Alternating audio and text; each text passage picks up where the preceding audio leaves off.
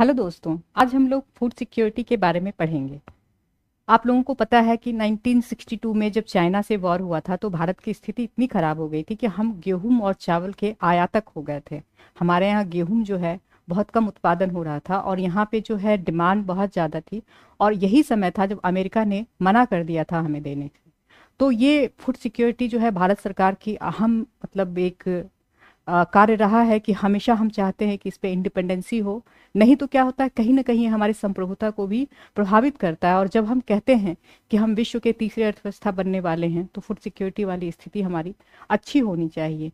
तो इस संदर्भ में हम देखते हैं कि फूड सिक्योरिटी के अंतर्गत हम लोग क्या पढ़ेंगे। देखेंगे आप, थर्ड चैप्टर है इकोनॉमी का, फोर्थ चैप्टर है आपका क्लास 9 का। अगर पढ़ेंगे यहाँ पे फोर्थ चैप्टर में है आपका फूड सिक्योरिटी इन इंडिया। तो देखते हैं इसमें क्या क्या पढ़ेंगे। पहले व्हाट, क्या है फूड सिक्योरिटी, फिर व्हाई फूड सिक्योरिटी, हमें ज़रूरत क्यों है उसको पढ़ने की, फिर हु, कौन है फूड से इनसिक्योर हैं, फिर उसके बाद फूड सिक्योरिटी इन इंडिया कैसे सिस्टम काम करता है हमारे यहाँ। तो दो चीज़ है आपका, बफर स्टॉक है, उसके बाद पीडीएस है। आप लोग सब जानते हैं पीडीएस सिस्टम को। उसके बाद करंट जो स्टेटस क्या है पीडीएस का, क्योंकि इससे क्वेश्चन हमेशा पूछे जाते हैं आपका। और अगर आपने देखा होगा ये हमारा जो कैंपेन था चुनाव का, तो उसमें भी पीडीएस बहुत ज़्यादा उसमें रहा था मुद्दा। उसके बाद क्या है आपका कि करंट स्टेटस, इसका जान लेना होगा, देख लीजिएगा एक बार। उसके बाद role of cooperative society, food security में कोऑपरेटिव सोसाइटी जिसको सहकारिता कहते हैं, तो उसका क्या योगदान है ना। सहकारी समिति बहुत सारा आपने देखा होगा आसपास बनते हैं, खास करके अमूल का नाम आपने सुना होगा, मदर डेयरी का नाम सुना होगा। तो ये कैसे अहम भूमिका निभाती है फूड सिक्योरिटी में। फिर डेफिनेशन बहुत सारी चीज़ों का, हंगर का जानना होगा, क्रॉनिक हंगर जानेंगे, फिर स्टारवेशन जानेंगे आप, और फेमाइनाइन मतलब अकाल, भूखमरी, ये किस तरह से जानते हैं, मतलब क्या है ये सब भी इस आप बुक को पढ़ेंगे तो जानेंगे। अब देखते हैं कि पहली बात तो कि फूड सिक्योरिटी क्या है। तो फूड सिक्योरिटी के बारे में परिभाषा देखिए चेंज हुआ। परिभाषा कब चेंज हुआ, जब देखेंगे 1998 में जब है हमें नोबेल पुरस्कार मिला था अमर्त्य सेन को। तो 1995 में जो है यूएन ने भी, उसके पहले इन्होंने वेलफेयर इकोनॉमिक्स का कॉन्सेप्ट दिया था। जो वेलफेयर मतलब सरकार जो है एक कल्याणकारी राज्य है और लोगों के लिए कितना वेलफेयर सिस्टमेटिक तरीके से काम करती है। तो अमर्त्य सेन का इसमें बहुत बड़ा योगदान है कि हमारा जो फूड सिक्योरिटी है उसमें परिभाषा चेंज हुआ। पहले हम लोग फूड सिक्योरिटी क्या मानते थे कि अवेलेबिलिटी क्या है, जैसे अगर एक देश की जनसंख्या है और उसके हिसाब से हमारे यहाँ उत्पादन हुआ तो फिर हम मानेंगे कि हम जो है फूड सिक्योर्ड हैं। लेकिन ऐसा नहीं है। फूड सिक्योरिटी का मतलब सिर्फ ये नहीं है कि 2 टाइम आपको खाना मिल जाए, 3 टाइम खाना मिल जाए और कैलोरी मिल जाए, ऐसा नहीं है। फूड सिक्योरिटी उससे बहुत ज़्यादा की चीज़ है। तो इसमें हम देखते हैं कि क्या क्या है। सबसे पहले उसमें क्या होना चाहिए, अवेलेबिलिटी। जो एकमात्र पहले कारण था अवेलेबिलिटी, वो तो रहेगा ही। अवेलेबिलिटी में क्या क्या देखते हैं हम, प्रोडक्शन कितना हुआ, टोटल वहाँ पे प्रोडक्शन कितना हो रहा है। फिर सब चीज़ का उत्पादन सारे देश नहीं करते हैं, तो हम जो अगर इम्पोर्ट करते हैं तो इम्पोर्ट में तो कोई बाधा नहीं है, क्या हमारे इम्पोर्ट सही से हो रहा है। फिर स्टॉक, मान लीजिए कोई ऐसी स्थिति आ जाती है जब हमारा फूड सिक्योरिटी की स्थिति गड़बड़ होने लग जाए, तो क्या हमारे पास स्टॉक है, पर्याप्त स्टॉक है, जिसके कारण जो है हम कहें कि हमारे पास उपलब्धता है खाने की। तो ये 3 चीज़ आप देखेंगे किसमें, अवेलेबिलिटी में। फिर एक्सेसिबिलिटी मीन्स पहुंच। अब हमारे पास खाद्यान्न है लेकिन हम सब जगह नहीं पहुंचा पा रहे हैं। पहुंचाने में सबसे इंपॉर्टेंट क्या है, आपका डिस्ट्रीब्यूशन सिस्टम कैसा है, कि अगर सब जगह के रोड सही हैं, मतलब रिमोट एरिया में भी हम खाद्यान्न को पहुंचा पा रहे हैं, तो हम कहेंगे कि एक्सेसिबल है वहां पे। उसके बाद क्या है, होर्डिंग होने लग जाता है। इसमें सरकार को जो है ध्यान देती है कि होर्डिंग नहीं हो, ताकि जो खाद्यान्न का जो काला बाजारी होता है उससे क्या होता है, प्राइस इंक्रीज कर जाता है और उससे जो है फूड सिक्योरिटी की समस्या बढ़ती है। तीसरा चीज क्या है, एफोर्डेबिलिटी, मतलब क्रय क्षमता को बताता है कि हम, मेरे पास जितना आय है, जितना पैसा है, उसमें क्या हम एक न्यूट्रिशियस फूड मतलब सफिशियंट मात्रा में सेफ और न्यूट्रिशियस फूड लेने के लिए काबिल हैं, क्या हमारी इतनी कैपेबिलिटी है, यानी क्षमता। तो ये हमेशा क्या बताएगा कि प्राइस जो है हमेशा फूड का क्या हो, एक लेवल में हो, ताकि सब लोग उसको खरीद सके, उनकी क्रय क्षमता के हिसाब से हो। क्योंकि इसमें क्वालिटी बहुत इंपॉर्टेंट। मैंने कहा था कि खाना सिर्फ मिल जाना कि 2400 कैलोरी आपने पढ़ा होगा, गरीबी में 2400 कैलोरी हमने निर्धारित किया है ग्रामीण क्षेत्र में, और 2100 कैलोरी निर्धारित किया है अर्बन क्षेत्र में। तो आप देखेंगे ये समोसा खा के भी मिल सकता है। तो क्या यही भूखमरी, मतलब यही सिक्योरिटी है? इसको तो नहीं सिक्योरिटी कह सकते हैं। तो इसमें क्वालिटी भी बहुत इंपॉर्टेंट है, न्यूट्रिशन भी बहुत इंपॉर्टेंट है, सफिशियंट हो, सेफ हो, और आपके जो है प्राइस जितना है, मतलब आपकी जो क्रय क्षमता है उसके अंतर्गत आपको ये प्राप्त हो रही है। तो ये चीजें आप देखेंगे क्या है आपका, इसका जो डेफिनेशन करेंगे फूड सिक्योरिटी का, तो अभी यही है, और यही पूर्ण इसका डेफिनेशन है। अब आते हैं हम कि वाई। दूसरा क्वेश्चन होता है कि हम फूड सिक्योरिटी पर ही क्यों रहे हैं, 21वीं सदी में रह रहे हैं और हम फूड सिक्योरिटी की बात कर रहे हैं, तो क्या इसका मतलब हमारे यहाँ इनसिक्योरिटी है? तो हम देखते हैं। एक तो देखिए, दो चीज हमने बताया था, एक बीपीएल होता है, बीपीएल को निर्धारित करने के लिए जो है यूएन का है, भारत का है, तो इस तरह से चीजें चलती हैं। लेकिन बीपीएल में जो है वो तो हमेशा डेंजर है कि वो हमेशा जो है इनसिक्योर रहता है। लेकिन कभी कभी ऐसी स्थिति हो जाती है जैसे बाढ़ हो गया, सूखा हो गया, तो इससे क्या हो गया, आपका उत्पादन जो है प्रभावित होता है, और ओवरऑल जो प्रोडक्शन प्रभावित होगा तो क्या होगा? देखिए, डिमांड और सप्लाई, इसी पर काम करता है पूरा इकोनॉमी। तो जब डिमांड हाई है, डिमांड मांगा जा रहा है, लेकिन सप्लाई कम हो गया, क्यों? क्योंकि प्रोडक्शन कम हो गया। तो अब इसमें क्या होगा, जब डिमांड हाई है तो क्या होगा, प्राइस जो है बढ़ जाएगा। इसी में प्राइस जो है इंक्रीज करता है, मतलब कि उपलब्धता कम हो गई है और लेकिन लोग डिमांड कर रहे हैं, तो क्या करेंगे, वहां पे प्राइस जो है बढ़ा दिया जाता है। तो ये कहीं ना कहीं आपको क्या करता है, वैसे लोग जिनकी क्रय क्षमता थी कि हम वो मतलब सेफ न्यूट्रिशियस फूड खरीद सकते हैं, लेकिन इसके कारण जो है, कैलामिटी के कारण क्या होता है, उनकी जो क्रय क्षमता गिर जाती है और वो भी जो है इनसिक्योर हो जाते हैं फूड से। और ये जब लॉन्ग टाइम पर रहे तो इसको क्या कहेंगे, स्टारवेशन, यानी भूखमरी की स्थिति। इसमें दो चीजें होती है, एक तो एरिया बहुत ज्यादा इसका विस्तार हो जाएगा, और दूसरा क्या है, टाइम इसका ज्यादा समय तक सस्टेन करेगा। फिर जब ये मैसिव स्टारवेशन, मतलब इसका और ज्यादा विस्तार हो जाए, और क्या हो कि जो है आपका टाइम ड्यूरेशन जो है बहुत ज्यादा हो जाए, तो इसको क्या कहेंगे, अकाल कहेंगे हम। अकाल में क्या होता है, भूखमरी के कारण डेथ होने लग जाता है। आपको पता है कि जहां भी नेचुरल कैलामिटी वाली स्थिति होती है वहां पे क्या होता है, कॉन्टामिनेटेड वाटर होता है, डीके फूड होता है, जिसके खाने से क्या होता है, मतलब वहां के लोगों की, एक तो क्या हुआ, भूखमरी के कारण क्या हुआ, उसकी जो रेसिस्टेंट पावर कम हो गई। उसके बाद क्या हुआ कि जो वाटर है वो कंटामिनेटेड है और जो खाना है वो भी सड़ा हुआ है, तो क्या हो जाता है, उसकी रेसिस्टेंट पावर कम होने के कारण जो है बिल्कुल स्थिति उसकी खराब हो जाती है, और यही जो है डेथ शुरू हो जाती है। तो जो बहुत ज्यादा डेथ होने लग जाता है तब उसको हम क्या कहते हैं, अकाल कहते हैं। तब देखिए 1943 में वेस्ट बंगाल में ऐसा अकाल आया था, लेकिन उसके बाद भारत नहीं आया, भारत में ऐसा अकाल। बट कुछ ऐसे क्षेत्र हैं जहाँ पे वैसे स्थिति बनी रहती है, जैसे कि कालाहांडी उड़ीसा में, काशीपुर उड़ीसा में, इन दोनों को आप लोग मैप पे भी देख लीजिएगा, ये बहुत इंपॉर्टेंट है, इससे क्वेश्चन भी पूछते हैं।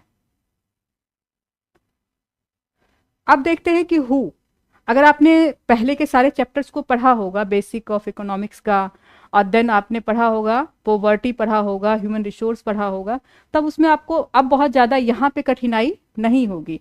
क्योंकि रूरल एरिया में कौन लोग हैं जो हमेशा फूड इनसिक्योर हैं, जिनके पास खेती करने के लिए ज़मीन नहीं है, ऐसे लोग जो बहुत ज़्यादा निर्भर हैं, मतलब दूसरे के खेत के मजदूरी पर निर्भर हैं, उनके पास क्रय क्षमता बहुत कम है। तो ये लोग क्या हैं, कुछ ऐसे काम करने वाले लोग हैं जो लोकल आधार पे कलाकारी करते हैं। वो लोग क्या करते हैं, सीजनली उनको जो है हमेशा इस तरह की समस्या होती है। अर्बन क्षेत्र में देखेंगे जो रिक्शा चालक हैं, मीन्स उनका जो है, एक तो क्या है अनऑर्गेनाइज क्षेत्र में है, ऊपर से क्या है उनके पास हमेशा काम नहीं उपलब्ध होता है, तो इसलिए हमेशा मनी का फ्लो नहीं होता है। और ये जो है आपके अर्बन क्षेत्र में जिनको कहते हैं सीजनल बेरोजगारी जो है, यहाँ पे चाहे आपका ग्रामीण क्षेत्र में भी सीजनल बेरोजगारी वाले लोग बहुत ज़्यादा अफेक्टेड होते हैं, इनसिक्योर है। मतलब सोशल ग्रुप में देखेंगे एससी है, एसटी है, फिर ओबीसी के कुछ ऐसे कास्ट हैं, कुछ लोग हैं, फिर माइग्रेटेड जो वर्कर हैं, क्योंकि उनको सारी सुविधाएं उपलब्ध नहीं। देखिए ये लोग क्या है, अनऑर्गेनाइज क्षेत्र में काम करते हैं, और इसके कारण क्या होता है, इनको जो है कंडीशन वैसी नहीं मिलती, और पैसे भी जो उनके जो सोर्स ऑफ इनकम है वो भी सस्टेनेबल नहीं है, वो कभी होता है कभी नहीं होता है। अब देखिए वुमेन, विमेन हमेशा हमारे सोसाइटी में एक जो है कहा जाता है कि वो मेल न्यूट्रिशन होती हैं, और बच्चे जो उनसे पैदा होते हैं उनका भी यही स्थिति हो जाता है इस तरह के वुमेन से। तो ये भी जो है हमारे यहाँ इनसिक्योर हैं वुमेन भी एक। उसके बाद देखेंगे यहाँ पे कारण यही है, लैंड नहीं है उनके पास, और जो लैंड है उसकी प्रोडक्टिविटी बहुत ही कम है।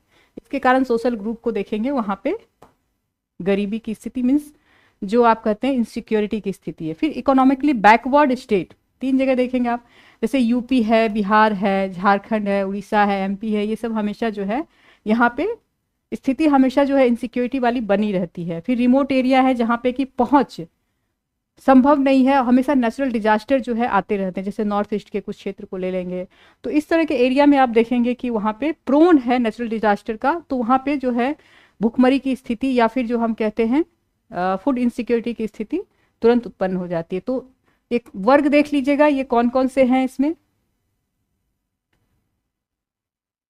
आगे चलते हैं हम लोग।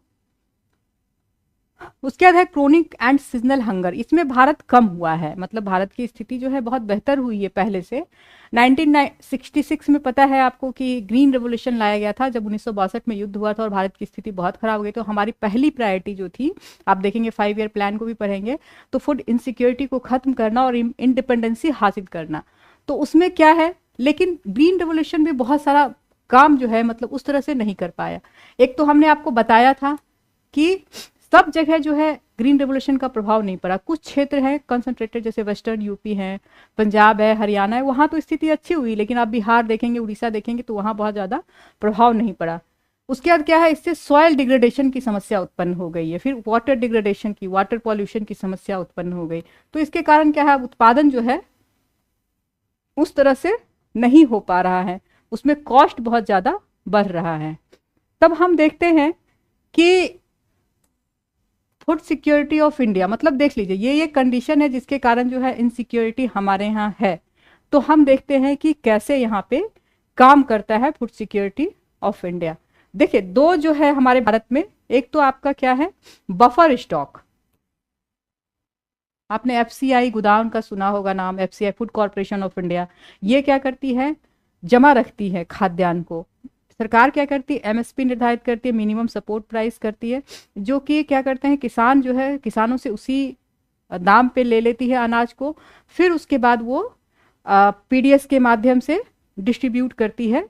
किस तरह से पूरा सिस्टम काम करता है। तो एफसीआई जो है आपका एक तरह से खाद्यान्न का गोदाउन हो गया, जहाँ पे कि बफर स्टॉक बना रहता है हमेशा, कि जब भी कुछ ऐसा स्थिति आए, जब इसका 3-4 काम है, फूड डेफिसिट एरिया में खाना पहुंचाना, फिर पुअर जो स्ट्राटा ऑफ सोसाइटी है उसको देना, उसके बाद क्या है एडवर्स वेदर कंडीशन अगर हो जाए तो पूरे ऑल ओवर इंडिया में ऐसी स्थिति हो सकती है, जो रीजन नहीं उससे प्रभावित है वहाँ भी हो सकता है, तो वहाँ पर भी ये हमारे पास जो है बफर स्टॉक से खाना पहुँचाया जाता है। इसमें 2-4 चीज़ आप देख लेंगे। बेस प्राइस, इशू प्राइस क्या है, एमएसपी जिस पर अनाज देती है उसको कहते हैं इशू प्राइस, जो कि मार्केट प्राइस से बहुत ही कम होता है। फिर आप देखते हैं कि पीडीएस, दूसरा सिस्टम है पीडीएस। आप लोग सब जानते होंगे, राशन की दुकान जो है गांव में, सिटीज़ में और शहर में सब जगह हैं ये, इसको फेयर प्राइस शॉप भी कहते हैं। इसमें क्या होता है कि जो बाजार मूल्य है उससे कम मूल्य पर खाद्यान्न उपलब्ध होते हैं। तब ये देखेंगे हम, इस तरह से हमने 2 चीज़ें बफर स्टॉक के माध्यम से और पीडीएस के माध्यम से फूड सिक्योरिटी को बनाने का प्रयास किया है भारत में। और तीसरा चीज़ आप देखेंगे 2013 में जो है नेशनल फूड सिक्योरिटी एक्ट आया।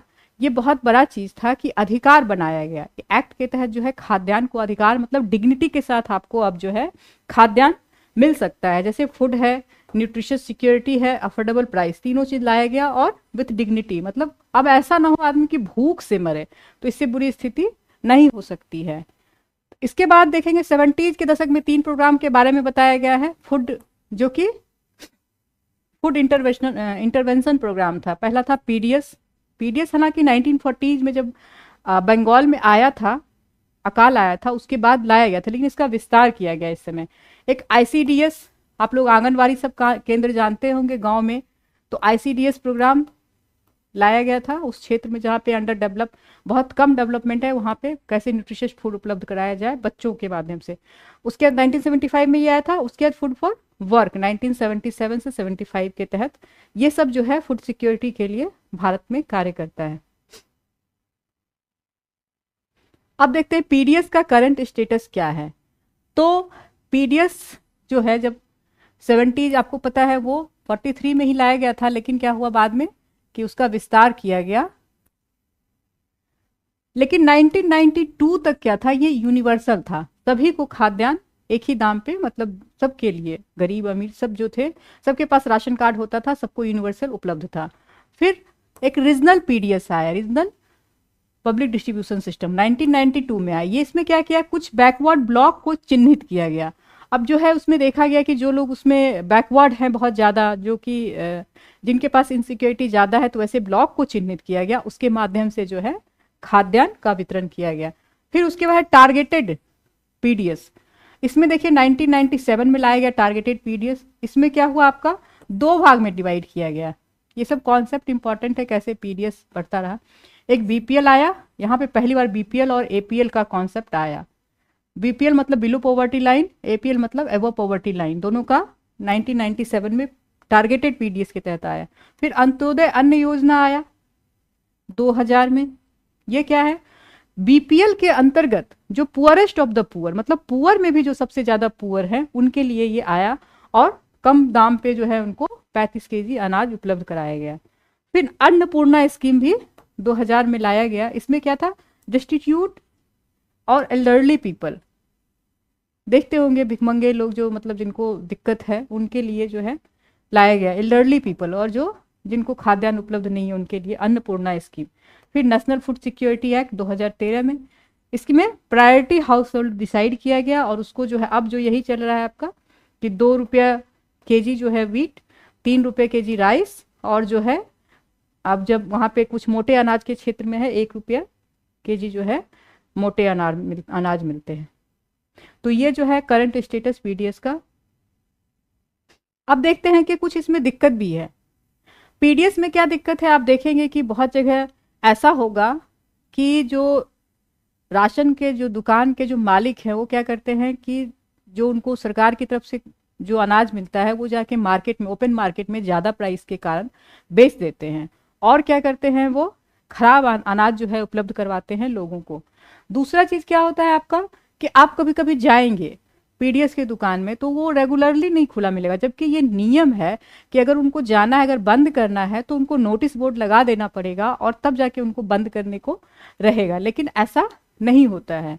तो एक तो मतलब बाहर बेच दिया अनाज तो क्वालिटी, खराब क्वालिटी का देने लगे, और दूसरा जो है इरेगुलर है ओपन करने में दुकान को, तो इससे क्या हो जाता है। और तीसरा चीज यहाँ पे क्या हुआ, पहले क्या था, पुअर और नॉन पुअर दोनों को मतलब एक ही रेट पे मिलता था। अब क्या हो गया कि पुअर जो है उनको कम रेट पे मिलता है और नॉन पुअर को थोड़ा ज़्यादा रेट पे मिलता है, और मार्केट से बहुत ज़्यादा फर्क नहीं पड़ता है उसके दाम में। तब ये क्या करते हैं कि जो नॉन पुअर हैं वो बहुत ज़्यादा वहाँ से खरीदते नहीं हैं। तब 3 तरह की समस्या में क्या हो जाता है यहाँ पे कि एक प्रॉब्लम उत्पन्न हुआ, और फिर से वो जो अनाज है गोदाउन में देखेंगे उसका जो है पीडीएस की दुकान में वो हमेशा जब भी जाँच किया जाता है तो वो भरा ही रहता है अधिकांश समय में। तो ये कहा जाता है फिर एफसीआई में उठकर जाता है, मतलब स्टॉक में फिर से चला जाता है और खराब अनाज चला जाता है। तब ये क्या होता है, एफसीआई का जो आप देखेंगे हर समय आप आता होगा इतना चूहा अनाज खा गया, इतना अनाज सड़ गया, ये समस्या यहाँ पे बहुत ज़्यादा है। पहली बात, जब उतना अनाज रखना पड़ता है तो उसका कॉस्ट जो है बहुत ज़्यादा हाई कैरिंग कॉस्ट हो जाता है, वेस्टेज बहुत ज़्यादा हो जाता है, क्वालिटी जो है बहुत खराब हो जाती है, और ये समस्या भी जो है एफसीआई में बहुत ज़्यादा है। इसका दूसरा कारण यह भी है कि एमएसपी जो है सरकार बहुत हाई रखती है एमएसपी को, तो क्या करते हैं किसान लोग को अच्छा पैसा मिलता है, और ये जो है किसान कोशिश करते हैं, मतलब ये ज़्यादातर क्या करते हैं, ये जो सरकार का दुकान है मतलब वहीं पे जाके आपने देखा होगा कि अधिप्राप्ति होती है, धान अधिप्राप्ति होती है, तो वहीं पे जाके सारा ये अपना अनाज बेच देते हैं। और ये जो है यहाँ पे एक तरह से देखेंगे तो स्टॉक बहुत ज़्यादा हो गया, उसका मेंटेनेंस कॉस्ट बहुत ज़्यादा हो गया, फूड की क्वालिटी बहुत ज़्यादा खराब हो गई। तो ये सब एक समस्या है भारत के सामने, जो एफसीआई के सामने, उस पर कैसे काम किया जाए ये आप देख लीजिएगा। दूसरा आप देखिए रोल ऑफ कोऑपरेटिव, तो आप देखेंगे ये कोऑपरेटिव जो है सहकारिता जो है ये सहकारी समिति की तरह होती है। खास करके आप देखेंगे भारत में सदर्न स्टेट और वेस्ट रीजन में ये बहुत अच्छा काम करती है। आप लोगों ने अमूल का नाम सुना होगा। अमूल कैसे है कि वहां से आसपास के सारे गांव के लोग जिनके पास ज्यादा दूध होता है वो एक जगह इकट्ठा करते हैं और वहां जमा करते हैं, उनको अच्छा मतलब प्राइस भी मिल जाता है उसका। और जो है एक मदर डेयरी, इस तरह से आप देखेंगे दूध की क्रांति जो कहते हैं उसी के कारण आई। मदर डेयरी भी यही काम करती है, यहाँ पे दिल्ली में है वो। फूड सिक्योरिटी में ये कैसे काम करता है, तो ये जो है लोगों को लोअर प्राइस, जो सरकार जो प्राइस डिसाइड करती है उसी पे इनको उपलब्ध कराना होता है। तो आप देखेंगे एक तरह से ये फूड सिक्योरिटी के लिए बहुत इंपॉर्टेंट रोल अदा करता है, चूंकि वहाँ के ग्रामीण लोग ही इसमें सहकारिता में शामिल होते हैं। तो ये जो है एक तरह से देखेंगे कि वहाँ के लोगों के लिए जो है इनकम का अच्छा सोर्स जनरेट करता है। और तमिलनाडु में बोला जाता है 94% जो है वहाँ पे कोऑपरेटिव सोसाइटी के माध्यम से ही चलता है। बहुत सारे एनजीओ हैं महाराष्ट्र में, वहाँ भी आप देखेंगे। लेकिन हम देखेंगे कि बिहार जैसे राज्य सब में ये बहुत ज़्यादा सफल नहीं है। तो ये क्यों नहीं सफल है, इस पर एक क्वेश्चन बन जाता है। तो इस तरह देखेंगे बहुत सारे क्वेश्चन इससे आपके बनते हैं। और इसको अगर आप अच्छे से समझेंगे, मैंने एक ओवरव्यू दे दिया है, आप एक बार बुक देखिए, उसको समझिए और उसके क्वेश्चन को सॉल्व करके देखिए, तो आपकी स्थिति बहुत अच्छी बन जाएगी। धन्यवाद।